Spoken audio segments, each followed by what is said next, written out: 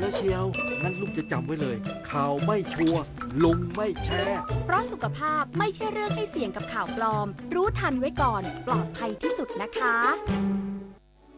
แสนอาลัยสมเด็จพระพันปีหลวง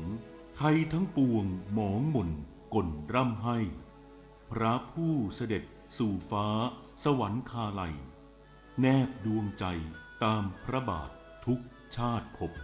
ปวงประชาน้อมสำนึกในพระมหากรุณาธิคุณเป็นล้นพ้น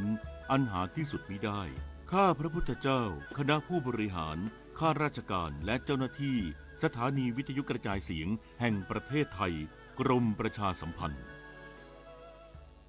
กองทัพภาคที่ 3 จัดพิธีถวายสักการะพระบรมราชานุสาวรีย์สมเด็จพระนเรศวรมหาราชสมเด็จพระเอกาทศรสและพระรูปพระสุพรรณกัลยาเนื่องในวันกองทัพไทยพลโทวรเทพบุญยะแม่ทัพภาคที่ 3เป็นประธานในพิธีวางพานพุ่มและบวงสรวงถวายสักการะพระบรมราชานุสาวรีย์สมเด็จพระนเรศวรมหาราชสมเด็จพระเอกาทศรสและพระรูปพระสุพรรณกัลยาเนื่องในวันกองทัพไทยประจำปี 2569 ณ ค่ายสมเด็จพระนเรศวรมหาราชอำเภอเมืองพิษณุโลกเพื่อแสดงความเคารพสักการะและน้อมรำลึกถึงพระมหากรุณาธิคุณของบุรพมหากษัตริย์ไทยผู้ทรงกอบกู้และทำรงไว้ซึ่งเอกราชความมั่นคงและอธิปไตยของชาติโดยมีผู้บังคับบัญชาหน่วยขึ้นตรงในพื้นที่จังหวัดพิษณุโลกและกำลังพลกองทัพภาคที่ 3เข้าร่วมพิธีอย่างพร้อมเพรียงและสมพระเกียรติภายในพิธีมีการวางพานพุ่มจากหน่วยงานต่างๆตั้งแต่ระดับกองพันถึงระดับกรมสะท้อนถึงความสามัคคีความจงรักภักดีและความสำนึกในพระมหากรุณาธิคุณของสถาบันพระมหากษัตริย์พร้อมปลูกฝังอุดมการณ์รักชาติและเสริมสร้างขวัญกำลังใจในการปฏิบัติหน้าที่เพื่อชาติศาสนาและพระมหากษัตริย์ต่อไปภัทราธรรมา สวท พิษณุโลกรายงานส่วนที่จังหวัดเลยจัดพิธีถวายราชสักการะเนื่องในวันยุทธหัตถีสมเด็จพระนเรศวรมหาราชเพื่อน้อมรำลึกถึงพระมหากรุณาธิคุณพระมหากษัตริย์ผู้ทรงกอบกู้เอกราชของชาติไทยนายชัยพจน์ จรูนพงศ์ผู้ว่าราชการจังหวัดเลยเป็นประธานในพิธีวางพานพุ่มดอกไม้ถวายราชสักการะเนื่องในวันยุทธหัตถีสมเด็จพระนเรศวรมหาราชประจำปี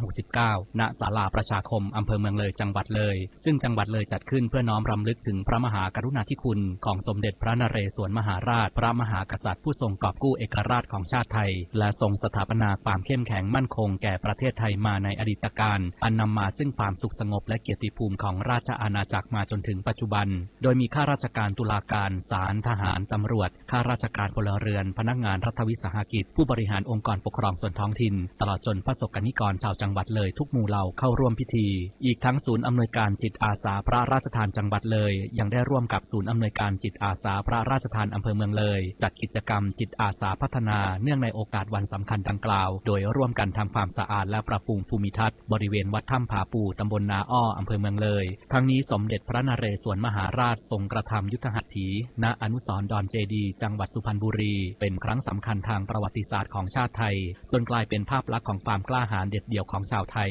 ที่มีความสมัครสมานสามัคคีเสียสละต่อสู้เพื่อรักษาเอกราชของชาติวรรณพัฒน์แสงสีเรืองสวทเลยรายงานปิดท้ายที่ค่าฝุ่น PM 2.5 ในจังหวัดสุรินทร์เพิ่มขึ้นต่อเนื่องและเริ่มมีผลต่อสุขภาพขอให้ประชาชนสวมหน้ากากป้องกันตนเองตลอดเวลาโดยเฉพาะกลุ่มเสี่ยงเลี่ยงกิจกรรมกลางแจ้งนายแพทย์ยุทธนาวรรณโพกลางนายแพทย์สาธารณสุขจังหวัดสุรินทร์เปิดเผยว่าสถานการณ์ฝุ่น PM 2.5 ในพื้นที่จังหวัดสุรินทร์ขณะนี้ซึ่งวัดโดยสถานีตรวจวัดคุณภาพอากาศกรมควบคุมมลพิษภาพรวมวัดได้ 55.3 ไมโครกรัมต่อลูกบาศก์เมตรในระดับสีส้มเริ่มมีผลกระทบต่อสุขภาพจึงแนะนำให้ประชาชนทั่วไปสวมหน้ากากป้องกันฝุ่น PM 2.5 พร้อมจำกัดระยะเวลาการทำกิจกรรมกลางแจ้งและสังเกตอาการผิดปกติเช่นไอหายใจลำบากระคายเคืองตาส่วนประชาชนกลุ่มเสี่ยงได้แก่เด็กผู้สูงอายุสตรีตั้งครรภ์ผู้ที่มีโรคประจำตัวและผู้ที่ทำงานกิจกรรมในที่โล่งแจ้งให้หลีกเลี่ยงกิจกรรมกลางแจ้งสวมหน้ากากป้องกันฝุ่นพกยาประจำตัวและอุปกรณ์ที่จำเป็นให้พร้อมหากมีอาการผิดปกติให้รีบไปพบแพทย์กฤษดาสุนทรสวทสุรินทร์รายงานจบข่าวชลธรจัญญาอ่านรับฟังข่าวครั้งต่อไปเวลา 12 นาฬิกาครับ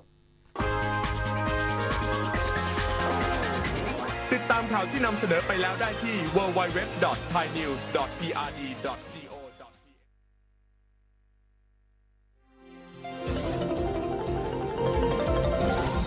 วิทยุแห่ ประเทศไทยให้ความรู้คู่ความสุข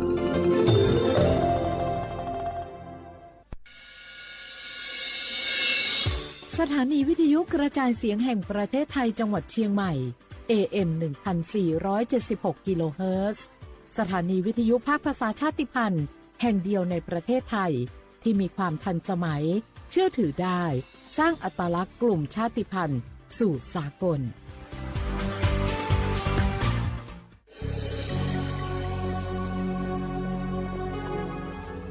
เกิดเป็นคนไทยเติบโตบนผืนแผ่นดินไทยจงภูมิใจในความเป็นไทยชาติไทยเรานั้นนับเป็นชาติที่มีความเป็นมาเก่าแก่ยาวนานเรามีภาษาวัฒนธรรมและมีสิ่งต่างๆที่เป็นเอกลักษณ์ให้เราได้ภาคภูมิใจในความเป็นคนไทยเราควรเห็นคุณค่าและมีความรักชาติหวงแหนแผ่นดินอันเป็นมรดกของบรรพชน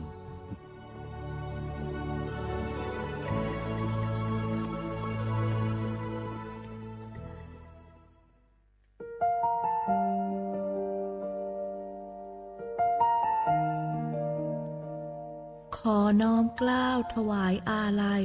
สมเด็จพระพันปีหลวงพระแม่แห่งแผ่นดินผู้ทรงเมตตาเหนือเกล้าขอพระองค์เสด็จสู่สวรรคาลัยข้าพระพุทธเจ้าข้าราชการและเจ้าหน้าที่สถานีวิทยุกระจายเสียงแห่งประเทศไทยจังหวัดเชียงใหม่กรมประชาสัมพันธ์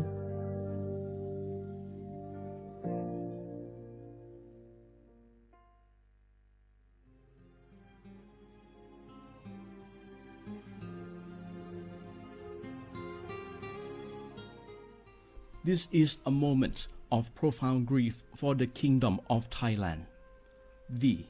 the collective voices of Radio Thailand Chiang Mai, join the Thai nation in mourning the passing of our beloved Queen Martha, Her Majesty Queen Sirikit. Her life was a testament to the unwavering service, grace, and deep love for the Thai people. Our humble condolences and thoughts are with His Majesty the King, the royal family, and all the Thai people during this deeply sorrowful time. We will remember her forever.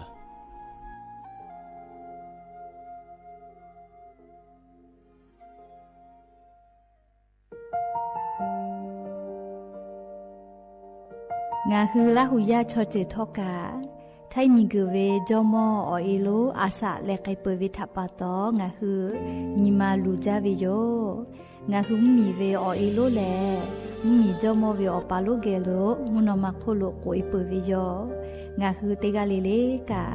nga hu mi jomo o ilo tha ha vi o kholo yo tha khatha ka dono che tu yo nga o to le la hu cho je ve o ta la hu kho pao se ma nakabo phe vi yo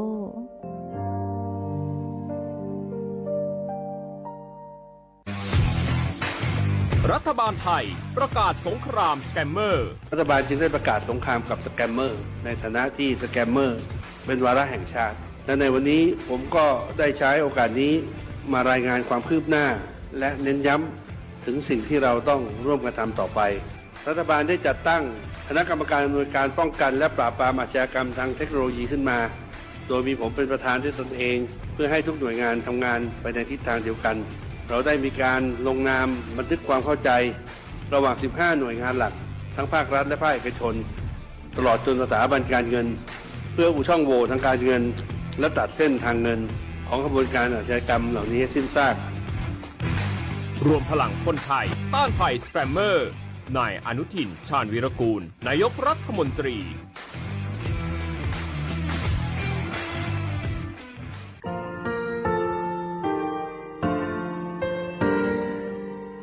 งาคือมีติปิเพกาวิเชลงาคือติกาติชูเลติเลเพกาวิมาเฮ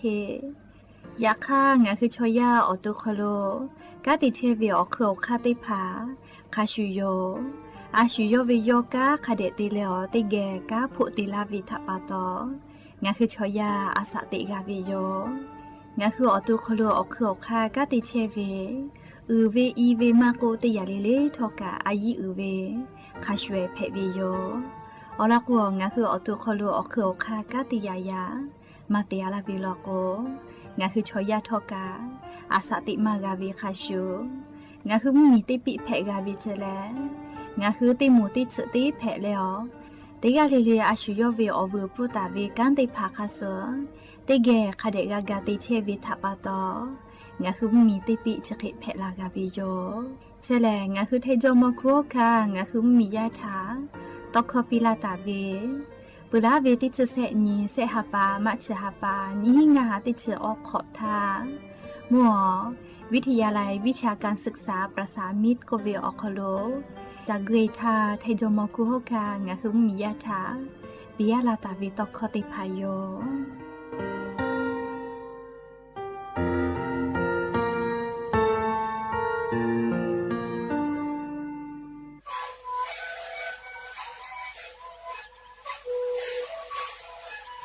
นี่คือมันคือยาแก้เชื้อเวออกข้อชิลและหัวข้อต่อคือออกที่จังหวัดที่นี้เอ็นมาบาเต็งที่โอหาสุดขอตัวเฮเต็งเลนหลอกเอาพ่อออยาแก้เชื้อได้มาเลยและได้ชิ้นมาเลยและมันคือเวออยาที่มาดิคุยแต่แล้วก็มาดิชาพยองเต็งเลนและหัวข้อก็เชื้อเวและงานและหัวข้อก็เคยส่งมาในคาโบเมดิโซ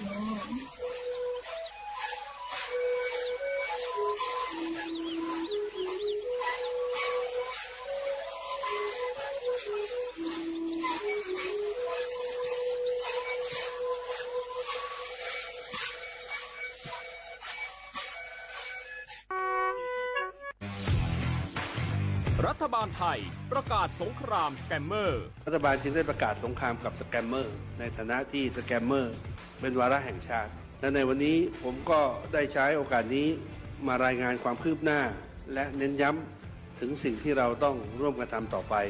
รัฐบาลได้จัดตั้งคณะกรรมการอำนวยการป้องกันและปราบปรามอาชญากรรมทางเทคโนโลยีขึ้นมาโดยมีผมเป็นประธานด้วยตนเองเพื่อให้ทุกหน่วยงานทำงานไปในทิศทางเดียวกันเราได้มีการลงนามบันทึกความเข้าใจระหว่าง 15 หน่วยงานหลักทั้งภาครัฐและภาคเอกชนตลอดจนสถาบันการเงินเพื่ออุดช่องโหว่ทางการเงินและตัดเส้นทางเงินของขบวนการอาชญากรรมเหล่านี้ให้สิ้นซากรวมพลังคนไทยต้านภัยสแปมเมอร์นายอนุทินชาญวีรกูลนายกรัฐมนตรี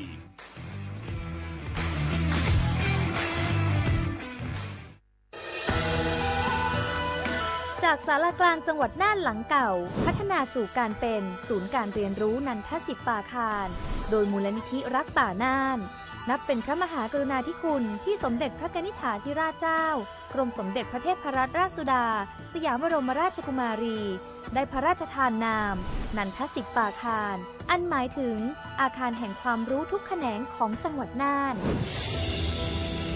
ภายในประกอบด้วยห้องนิทรรศการเฉลิมพระเกียรติรัชกาลที่ 9 แสดงพระราชประวัติและพระราชกรณียกิจของพระผู้ทรงเป็นพลังแห่งแผ่นดินและต้นแบบของความเพียร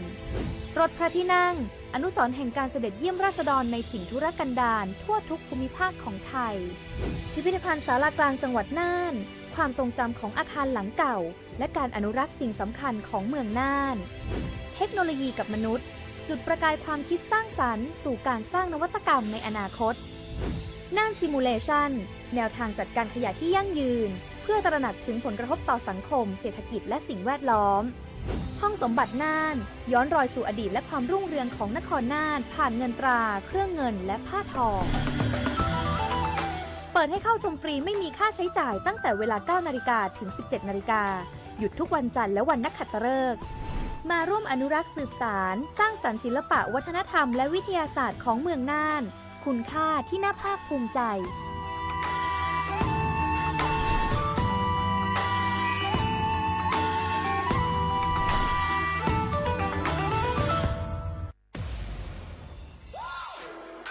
อตก.มาแล้วจ้ามหกรรมที่คนรักของดีของอร่อยห้ามพลาดในงานสินค้าเกษตรทั่วไทยสู่หัวใจล้านนา ของดีมีคุณภาพจากแผ่นดินไทยเชื่อมใจผู้บริโภคสู่ตลาดล้านนาอย่างยั่งยืน 21-25 มกราคม 2569 ณ มีโชคพลาซ่า จังหวัดเชียงใหม่ งานเดียวที่อตก.ยกทัพสินค้าเกษตรคุณภาพคัดสรรจากเกษตรกร 4 ภาคทั่วไทย สด ใหม่ อร่อยถูกใจ ได้มาตรฐาน ชวน ชิม ช็อป แชร์ แบบจุใจ สินค้าราคาพิเศษ สินค้านาทีทองลุ้นรับของรางวัล รวมมูลค่ากว่า 100,000 บาท ยังไม่หมด พบกับเชฟเดี่ยวมาสเตอร์เชฟซีซั่น 2 ที่จะมาสาธิตการทำอาหารฟิวชั่นติดแกรมสดจริง อร่อยจริง และกิจกรรมสนุกๆ ดนตรีเพราะๆตลอดทั้งงานแล้วพบกันในงานอตก.สินค้าเกษตรทั่วไทย สู่หัวใจล้านนา 21-25 มกราคม 2569 ณ มีโชคพลาซ่า จังหวัดเชียงใหม่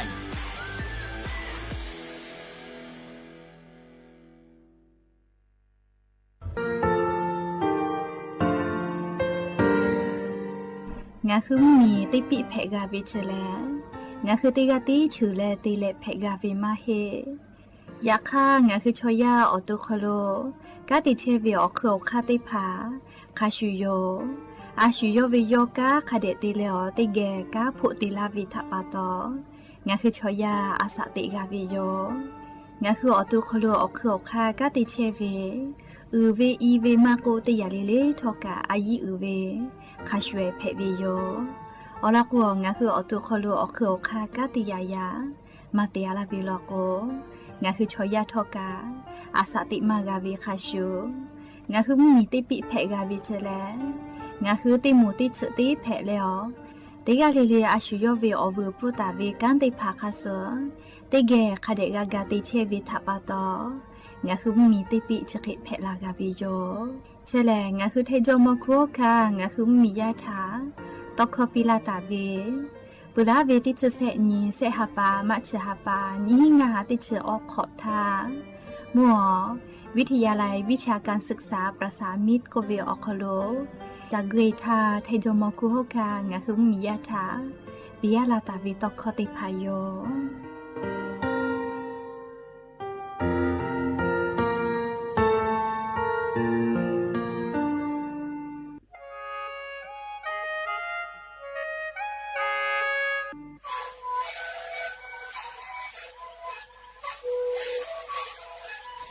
นี่คือมันคือยาแก้เชื้อเวออกข้อเชื้อและหัวข้อต่อหัวออกที่จังหวัดที่ไหนเอ็นนาบาเด็กที่โอหาสุดขอบตัวเฮเด็กมีเลี้ยงหลอกเอาพ่อเอายาแก้เชื้อไหนดูแลเด็กชิ้นไหนแล้วถือไปเอายาที่มาดิเข้าแต่แล้วเข้ามาดิชาพยาเด็กมีเลี้ยงและหัวข้อก็เชื้อเวและงานและหัวข้อก็เชื้อสมามาคาโบเมดิโซ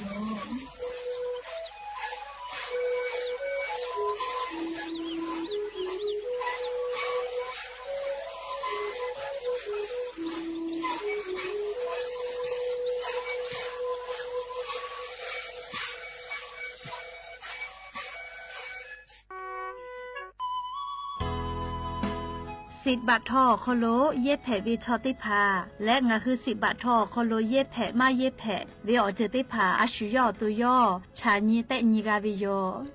งาคือสิทธิ์หลับประกันสุขภาพแห่งชาติไม่กาสิทธิ์บัตรทองไม่กาสิทธิ์เซตฉบับโคโลเย็ดแผลวิชอติพางาคือไทมีกอโคโลเชตาและไทวิบะจอวิชอติพากาแผลวิโยและออกานิเวสิทธิ์ประกันสุขภาพติพามาจอวิชอกาแผลวิโยสิทธิประกันสังคมมาโกสิทธิข้าราชการติพาสิทธิพนักงานส่วนท้องถิ่นและสิทธิออกนิเวข้าราชการทางการเมืองติพามากาวิชอติพากาแผลวิโยงาคือสิทธิรับประกันสุขภาพแห่งชาติสิทธิ์บัตรทองไม่กาสิทธิ์30 บาทก็เวชได้ผ่าอคโลงาฮือเย็ดแผลมาเย็ดแผลเวอเมโจมาจอเวติพาไงงาฮืออตัวงาฮือเช่นนิกาวิโยเว็บไซต์สปสชพ่อมาโกแอปพลิเคชันสปสชไลน์สปสชไม่เลกาสายด่วนสปสชเต้แซะ0ชเวทานุค่าหนูฮืออตัวเช่นนิกาวิโยแม่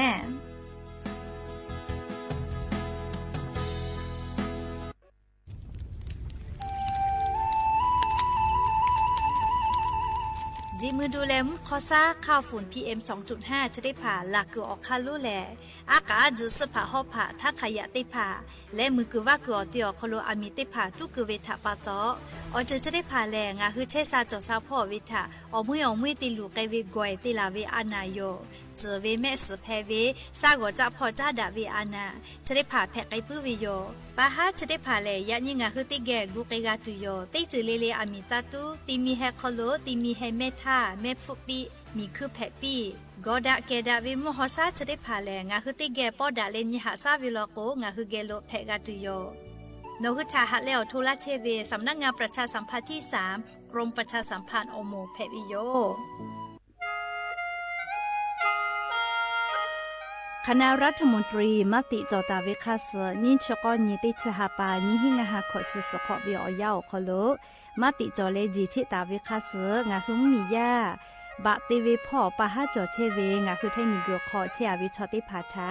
บะติปีแต่ก็แลจิชิตาเวคาสมีเวอเลี้ยวค่ามาตราติชสคโลกุบตาเวงาคือมีอคโลชอตอชอลุพ่อเวพระราชบัญญัตินิหิงาหันชิญขอคโลกุบตาเวคาสไทมิโกคโลพอลุลาและเชลามอวิชอติภาและทะเบียนประวัติภาคเดเจจอวิชอติภาไทยมีกอคโลลุลาตาวิมมีเวอเลี้ยวค่ากฎหมายค่าเสือคเดลุลาเลเชเพตูออโปงาคึมมีญาติผาถะสถานะคนต่างด้าวเข้าเมืองโดยชอบกฎหมายก็เวบะติผาติปีแต่ก็แลจิชิตาวิโยเปิดตาแลมาตราสือทวิอคโลกโกบุตาเวพระราชบัญญัติสัญชาตินีหิงาหาหิขออคโลกโกบุตาเวแลงาคือไทยมีกอคโลปอวิชอไม่กะอปออิติผาไทยมีกอคโลเชมอและทะเบียนประวัติอคโลบะมาโจเฮเวกาญาติผาแลสัญชาติไทยติผาลอเพวิเจกุที่อติอคโลโลโกสำนักบริหารการทะเบียนกรมการปกครองอติอคโลกาจาจาดาเลกาจาลอยวิเจอเกานิเวตันจังหวัดติผาแลนี่คือทะเบียนประวัติค่าเสืออเภอซานาอคโลอาจุยากาติเวอญอยาอคโลจาลอยเพวิเจนี่ชกอนิติชหาปานิหิงาหาขอชกอขออุโสติแม่เจกาลิงาคือไทยมีกอคโลมาติคอรมอนิชกอนีติชาปานิหิงาหาขอจิสขออคโลจิชิตาเวคาเสืองาคือมียาบะติพามาจอเฮเวไม่เลกะบะมาจอกะไทยมีกอคโลเจเชเพตุเวบะติพาติปีแต่โกเลจิชิตาเวคาเสือติปอกอยู่เวลาเลนอลาวิโยแม่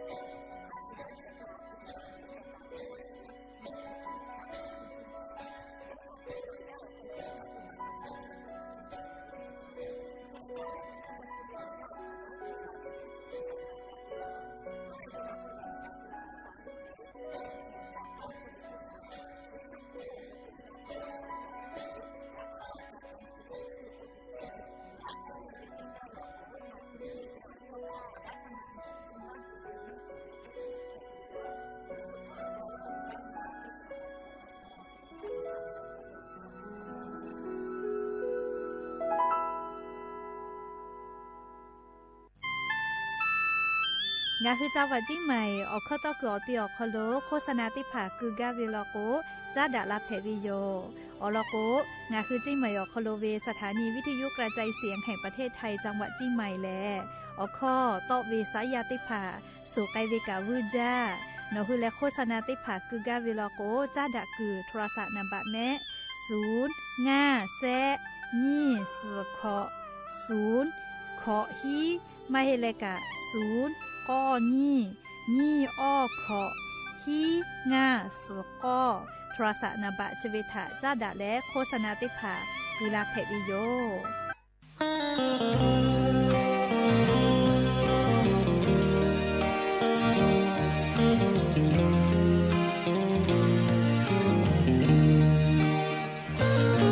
โนดาปง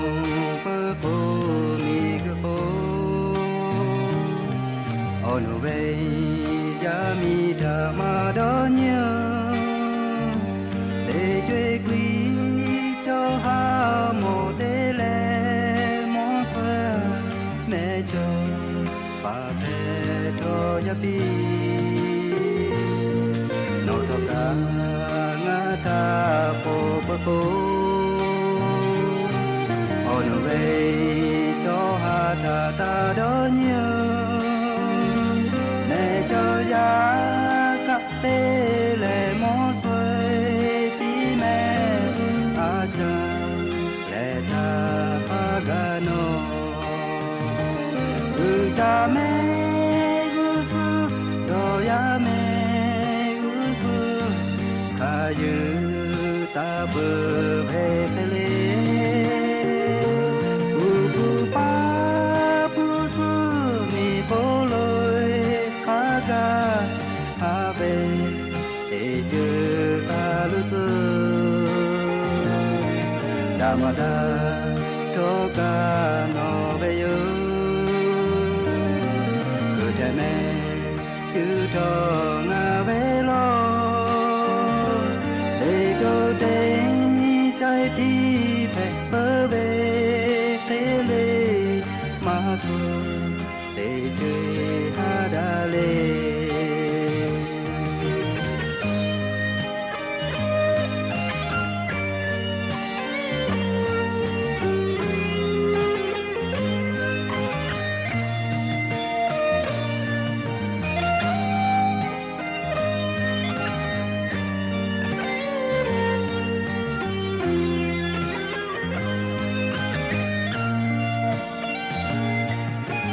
pong pơ po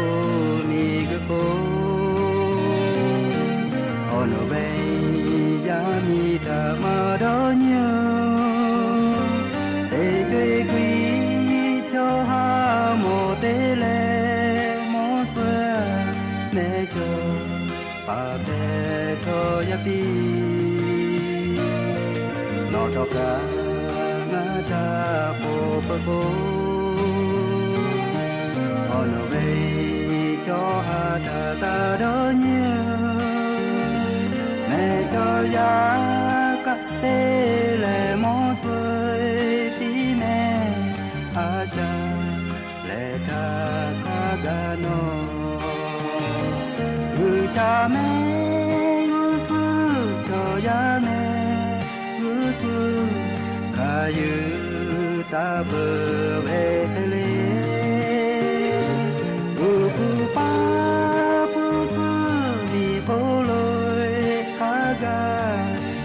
về để chờ ta lu sơ Yamada cho ca no về yo cứ để mẹ chứ cho ngà về lo để đâu để trái tim về bơ về thế lê để chờ à về ta lu sơ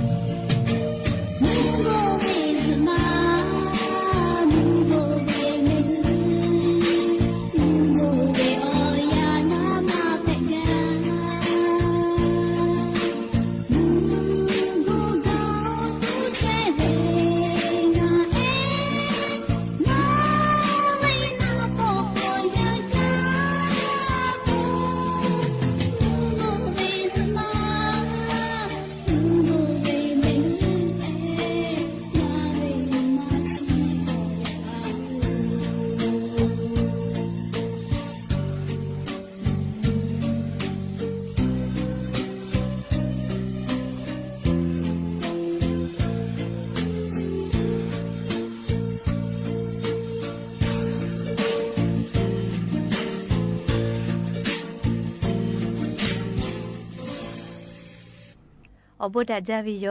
อยากยิ้มหลอกก็ติปอทอกาดาจาวิโอเนียวยาเชอคโล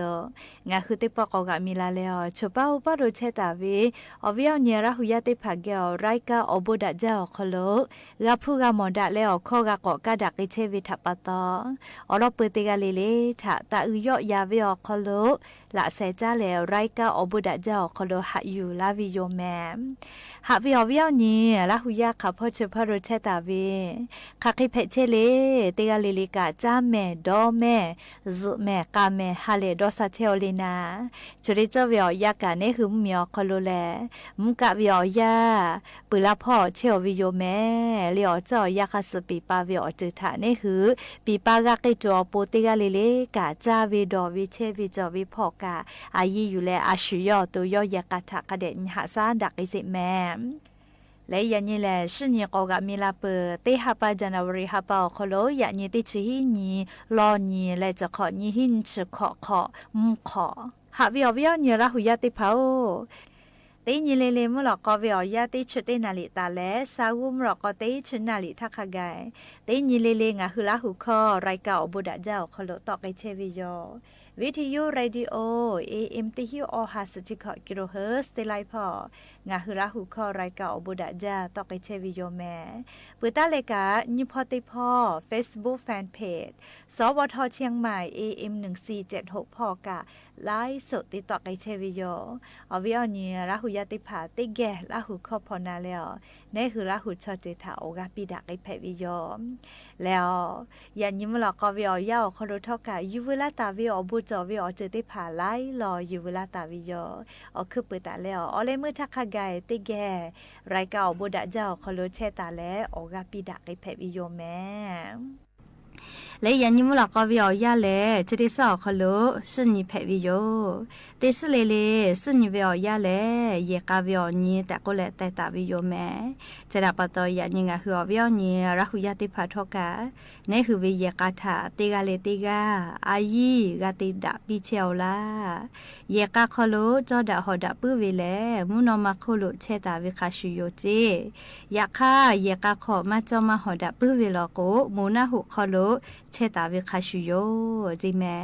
จะดับปตองะคือราหุยาติกาลิเลกาลิจอดาหอดาวินมาจอปีเลจอดาหอดาวิเยกาจอดาหอดาวินิมาจอวิทยาธางาคืออามาติจุติกาเลดววิคลิเพลาวิจกุมากาจากาดอวิอบัวชิเลเชซาจอซาปุวิอบัวชิติภากาลาวิจิแม่คือกงาคือวิอเนียราหุยาติภาทกะเชซาจอซาปุตุอปูเลงะคือเยกาทักกาจอดาหอดากาตัวปูติกาเลติกาอยากขดปีดาเลหะดาวิเยกาเพปิแมมและเลชดิจเวออยากางาคือจังหวัดจิมายอคโลมาโกเลไทมิงเกออคโลไลจังหวัดอคโลกาอามีมาลาตุแต่ก็แลหาตาวิอญอยาเพวิโยอลก็อามีตุคือวิทยาธามาดาวิมุขอซามุขมุโยมาติภาทัปตองาคือชอยาเชซาจอซาพ่อคือลาวิโยจะดาปตอจะของาคือจังหวัดจิมายอคโลแลจะได้หาปาตาและเลียวอฮับไปพริฮับปะทักไกอามีมากาตุจิแมอามีตุกาวิลโกเลียอะคอโลกาวิโยมาตุมาเพวิลโกนะเลียกากาติเข้ากาโลวิเลก็ออลอติคาชอโทรศัพท์มือถืออคอโล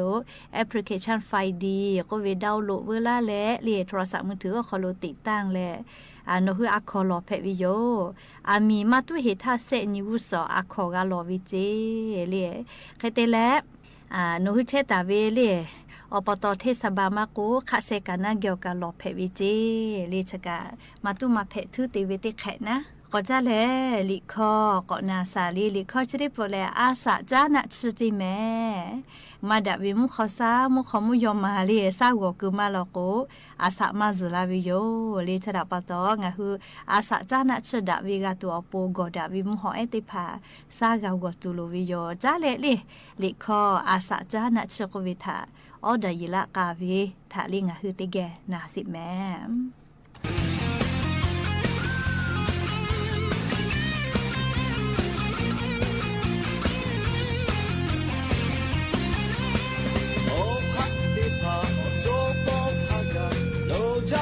下来，拉罗马匹，那兹马匹。「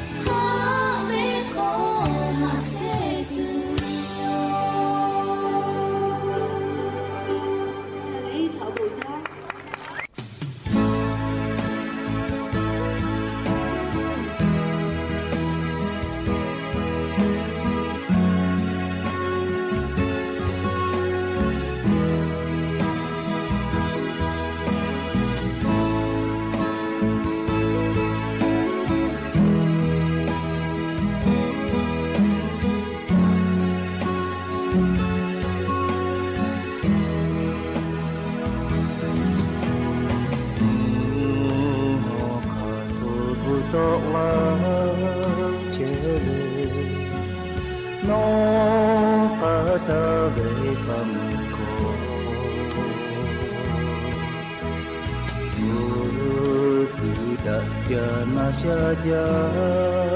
teyo ka puni saja me no ko me puja teyo to la punga jawala o chi Pokona de to no kona mabuna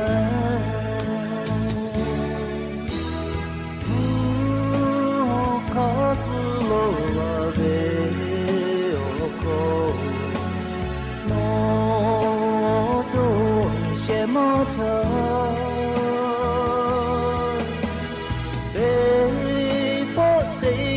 cả một nhị cơ giờ ô sẽ mà đã chờ hết ô tu thở mà mô vô về cho cả mưa đã xí đã châu để về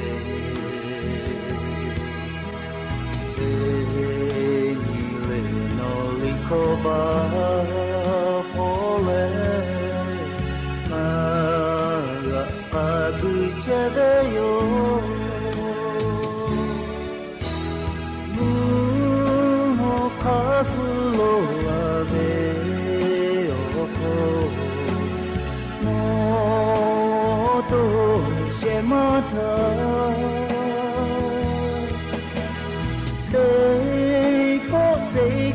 cả một nhị cơ giờ ô mà đặt cho hết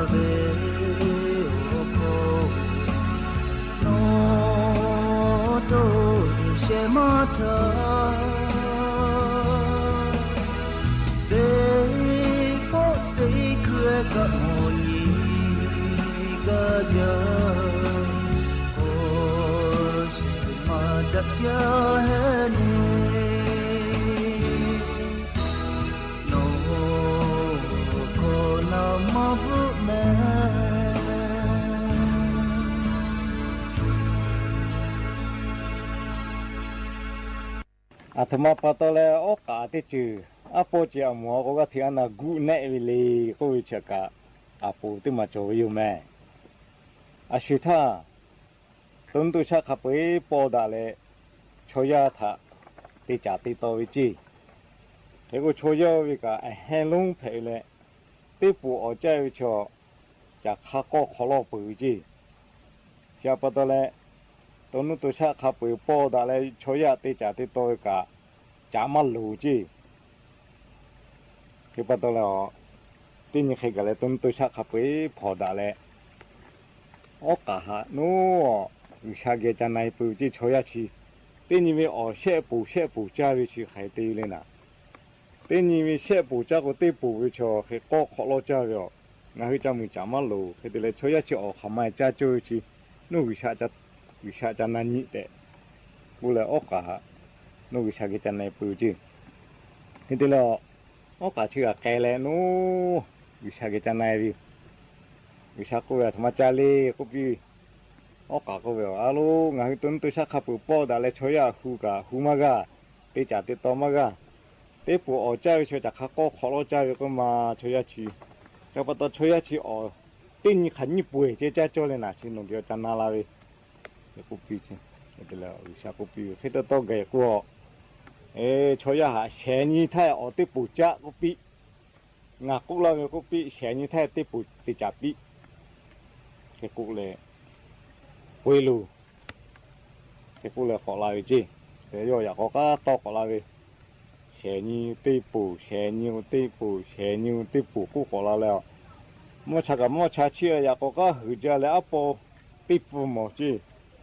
อาโปปูก็คือปุญญาแล้วอาหากบายแต่แล้วก็เมื่อชักที่คือบาดแล้วเมื่อชักที่คือบาจะมึงก็เลยซาวิซาแล้วก็นอนแล้วท่าชัวเชนี่ติปูกูเชื่อเต้นนี่วิเชปูเต้นนี่วิเชปูช่วยเต้นนี่เชปูจ้าก็ปีก็ขอนอนแล้วที่บอกเต้นนี่วิเชปูจ้า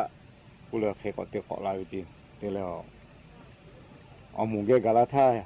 เอาการนึงตุนตุชาติผ่านนันยี่ปีวิชาขายกุ้ยช่วยเอาจ้าตีเดี๋ยวกูเท่านันยี่เท่าที่พักกูกากูเต้นนี่วิเชปูเตจ่าปีเจช่วยเต้ปูเวก็ขอเต้นนี่เชปูเตจ่าปีเดี๋ยวกูลงมากูเจก็เดี๋ยวเราการนู้นตุนตุชาติผักกูโป้ทุกข์ก็เตชิปูรักก็จู่นอจันในปูเวอนอจันในก็เต้นนี่เชปูเตจ่าเชตีปูก็ขอปูเชชีวิตจะให้จะลือใจจะแล้วนู้จันในปูนู้นโอเคเช็คจะได้ก็อุลาเลยเฮียก็เลย需要铺地基，我今年打了初一是今年学补个ใจ不嘛讲我睇这条理，那对了，可能有好多弄啦的，不图留下这个贵没，前年得补个，不弄要去补我个这里么改了，搞乐的到去，不家到了得把的改弄要古呢，你看个我搞的就。อาปอปมาหมดจีอาปอปเลยปุ๊ติเจดาเลยหมดปุ๊เน่ขดกูเน่ที่อุกาลาจีเขวงาคือกะ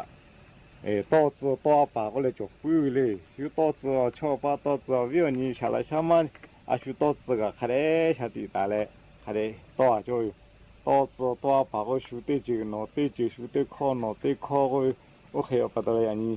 ตุนตุชาชิมามาตุวิจิเขาเรียกว่าการเตจิอาปัวมากมัวปัวกุนในชีวิตจิแม่อาทุมาติจือกากากานาบุลากะเลีคาเดมานาเจเวลโกเลีติจ้าปุติจ้าตาติเกโกเวลิชกะติคาลุลาวิโยเลีอาทุมาทัปตอโอกาติจืแม่อาปอถามันโดจเวเลีอาปัวไข่ตาเวชกะติคาลุงะคือกากากานากิปุวิโยเดเลยันยิมุลก็ติปอกะชิลากะลาตุเวอลอติพาเลจะใครไม่จะได้โยแม่อามุคาวิอยาลิงะคือฮินาริควตาเลก็นาริทักกายติปอติเกกอมดาอาแม่ยันยิมุลก็ติปอติกาลิลิกาจาเมดอแม่เชซาจอซาเลฮาเลดอซาปิแม่อบูจ้าอากิอาบิมาเตเตมาลิมามาจา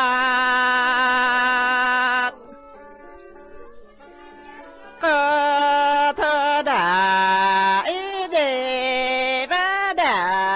เลลิงาจะด่า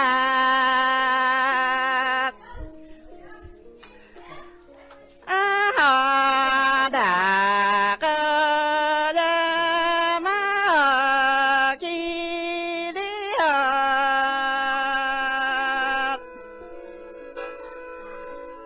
มีมาอีเตมาทาแผ่เวอีกาเวเบเนอาวิอานีนิเจคายกาคาเวอ